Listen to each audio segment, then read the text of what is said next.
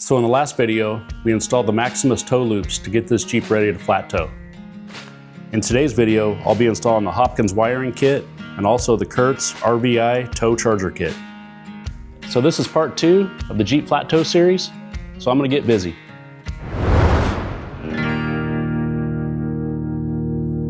Hey everyone, welcome back. So this Jeep is a 2017 Jeep Wrangler Rubicon. So this wiring kit is a Hopkins, part number 56200. And what this kit will do is sync up the tail lights in the motorhome to the tail lights in the Jeep. And right there it says for years 2007 to 15, but it should fit all JKs all the way up to 2017.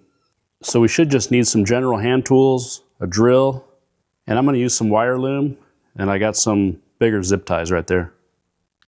All right, so I got the wiring kit kind of laid out in the orientation that it's gonna be installed. So these plugs right here, they're gonna plug into the driver's side tail light. And that set of plugs will plug into the passenger side tail light. And then the rest of the wires will go all the way to the front of the Jeep. There's a flat 4 connector right there. So what's nice about this kit, it's all plug and play. So these plugs should plug right into the tail lights. And then the diodes and everything are inside that little box. And they give you some zip ties and some screws, and it looks like a mounting block for that 4-pin connector. And then to connect to the coach, I got this Blue Ox 7 to 6 wire coiled cable. And it's part number BX88206. So I'm going to be installing this 6-pin connector up front.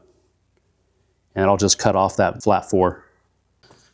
So I might as well just snip that right now.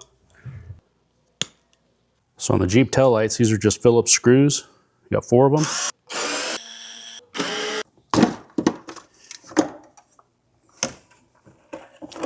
And it just pops right off of there.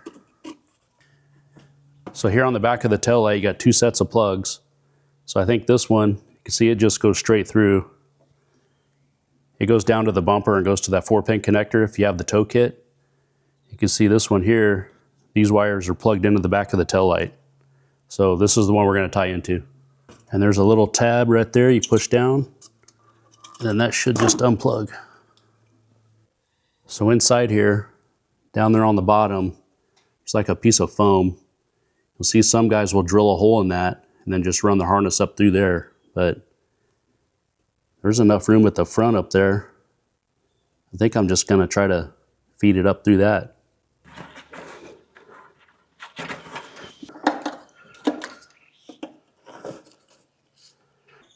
And then for the plugs, they make this real easy, so you can't mess it up. So this one will plug into the back of the taillight. This one will plug into the factory harness. So now I'm just going to zip tie all this up inside here, make it nice and neat, and we'll move on to the other side. All right, so I got everything cleaned up and zip tied. And I just zip tied the main box right to the factory wiring harness right there. Hopefully it doesn't flop around and make a bunch of noise in there.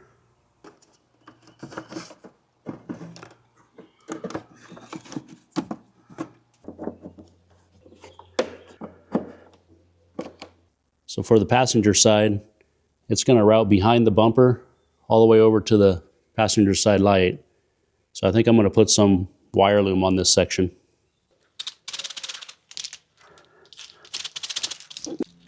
All right, so I got the wire loom installed. I just need to route it behind the bumper.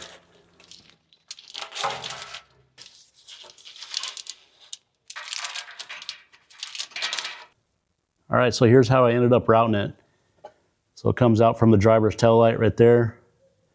Then I just zip tied it to this factory harness right here, over to the hitch. And then from there on, there wasn't a lot of places to secure it. So I ended up just tack screwing a rubber coated clamp right there, kind of secure it.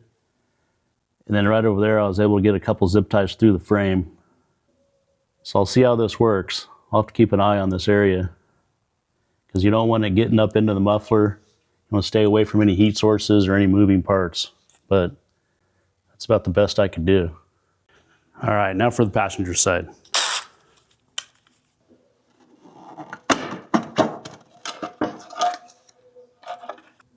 So as it turns out, you only need to remove these 2 longer screws on the inside. So must be a Jeep thing. So it looks like this side has that foam that everybody talks about. So, man, that's a pile of foam. I'm gonna see if I can drill through that.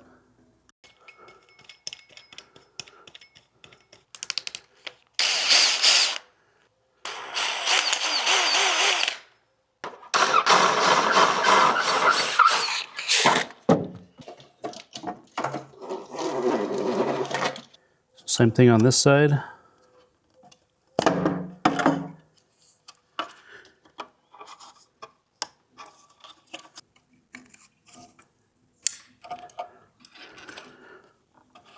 All right, now I'll just zip tie this up. This side's done. All right, so it's ready to go back together. Everything's zip tied. There's the hole I punched in the foam. Next time I go to Home Depot, I'll just get some of that spray-in expansion foam, plug that back up. All right, so next you just gotta run the rest of the harness to the front of the Jeep. And I'm gonna put wire loom on this too, so I'm gonna do that first. All right, so I got the wire loom all on, and I thought I was gonna be able to run it inside the frame, but that's not gonna happen. That would be too easy. So I'm just gonna zip tie this along the top of the frame wherever I can and make my way to the front.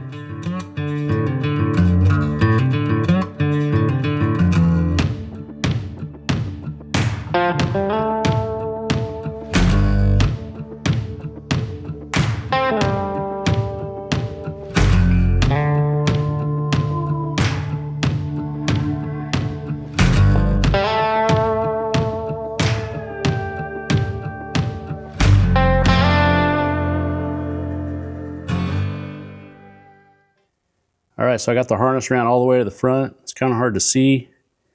I just kind of tucked it back there, zip tied it wherever I could, zip tied it to the gas line right there, going to the tank. And then under here, I just kind of followed the brake lines, zip tied it to them all the way down through here. Kind of hard to see. And right here, I jumped on top of the insulated section, zip tied it to that, and took it all the way to the front. And then came out right here in the front wheel well, still zip tied to the brake lines, behind the shock,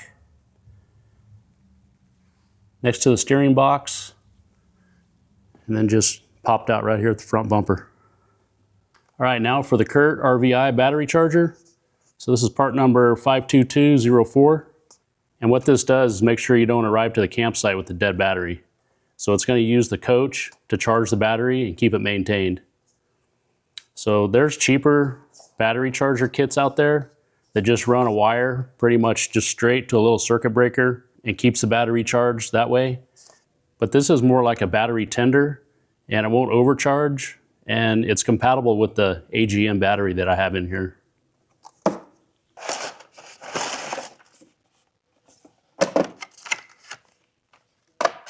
So this is pretty simple. They show you right here on the front.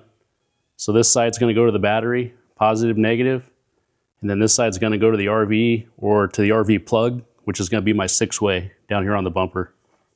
So I just need to find a place to mount this little box, and then I'll connect these 2 leads to the battery.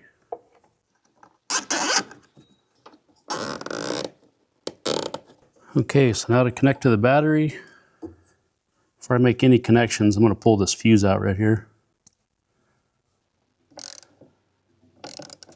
Connect the negative.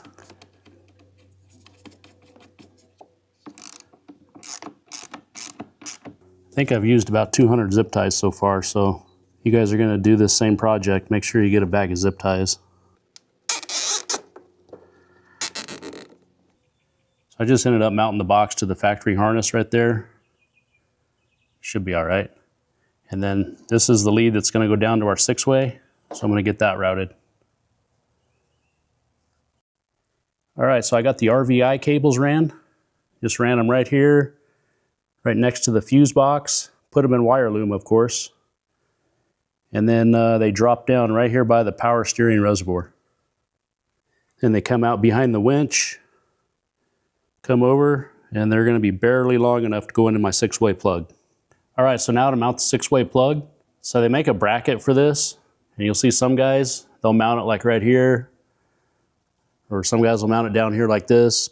So I looked at this for about 2 hours, and I think the best spot for me is right here. So I'm gonna punch a hole and just mount it right there like that. And if it ends up bothering me, that just gives me a good excuse to get an aftermarket bumper. Because some of the aftermarket bumpers are real nice, and you can get them with cutouts for your plugs.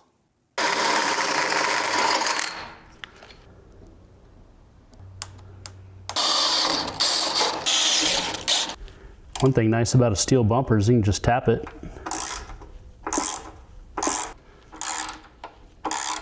Okay, so next I'm going to make the connections on the back of the 6-way plug. So this red wire, this goes up to the RVI charger. These 3 wires go to the back. The green wire is going to the passenger tail light. The yellow is going to the driver's, and the brown is the tail light. And this white wire, I grounded it right back here. I'll show you that in a minute. So first, I'm going to connect this red wire, but if you look on here real close, I don't know if you can see it, but each one of these spots is labeled. So that center one is marked A, and it has an arrow pointing towards the center terminal post there. I don't know what A stands for, maybe alternator, but from my research, that's where the charging wire goes. Oh, first, don't forget to put the boot on. I'll slide that on there. So next I'm going to connect this white wire. This is the ground. If you look on here, this terminal right here is labeled GD, it looks like, so I'm guessing that's ground. All right, so now I'm going to connect this brown wire, and it looks like this terminal point right here is a TM. I'm guessing that means tail marker. It's the only one that makes sense. So I'm going to put it on there. All right, so according to the Hopkins instructions here, this green one is going to the passenger side tail light. And if you look on here, it says RT and LT. So I guess that's right tail marker, tail light, left tail light. So the passenger, I'm guessing, would be the right.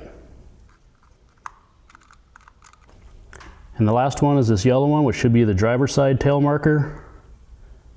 And it's going to go right here on the LT. And since this is up front here, I'm going to put a little bit of this dielectric grease on there just to help it out with corrosion and moisture. You just slide the boot on. I think I'm going to put some black tape right there. Maybe put a little piece of wire loom on there. All right, and then mount the plug. 1/4 20. I'll probably end up getting some better hardware for this. Maybe like some stainless bolts or something. All right, so there it is. Not bad. It's a little bit crooked. That'll work for now. And then back here, I grounded that white wire and the black coming from the RVI to that bolt right there. And I tested it and it's a good ground. Now that everything's connected, I'm going to install this fuse. And as soon as I put the fuse in, the RVI lit up. It's blinking blue right there. So it knows it's connected to the battery. Okay, so that's it. Everything's installed. Now we just got to test it. So I'm going to let it cool off a little bit. And then this evening, we'll try it out. So for the test, I could probably use the old D-Max right there. It's got a 7-pin connector on the back. But I think I'm just going to pull the coach out and hook up to it so I know everything's good.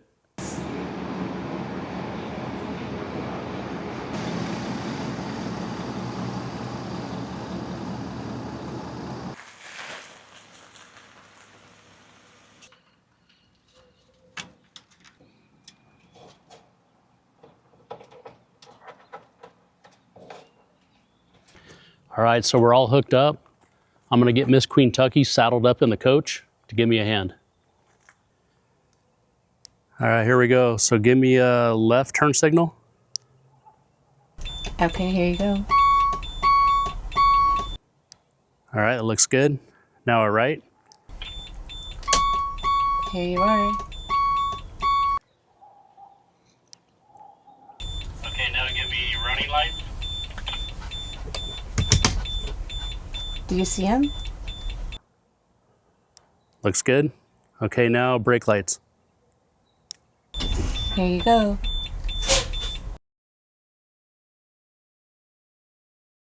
All right, I think we're good. Copy, Mr. Queentucky. Wow, check out that sunset.